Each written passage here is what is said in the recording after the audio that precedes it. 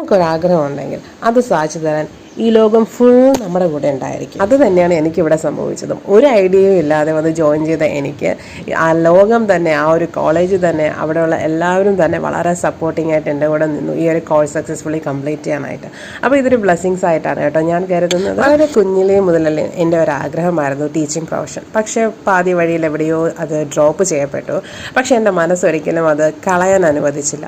ഞാൻ കുഞ്ഞിലേ മുതൽ കണ്ടു വളർന്നതാണ്. എൻ്റെ അമ്മയും ഒരു ടീച്ചറായിരുന്നു. അപ്പോൾ ഞാനും എൻ്റെ സിസ്റ്ററും അമ്മയും നമ്മൾ 3 പേരും ചേർന്നായിരുന്നു എന്നും സ്കൂളിൽ പൊയ്ക്കൊണ്ടിരുന്നത്. ഒരേ സ്കൂൾ ബസ്സിൽ പോകുന്നു, ഒരേ സ്കൂൾ ബസ്സിൽ തിരിച്ചു വരുന്നു.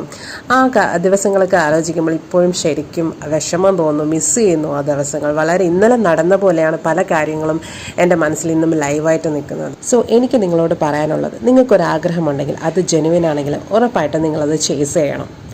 Better to be late than never. Bye by.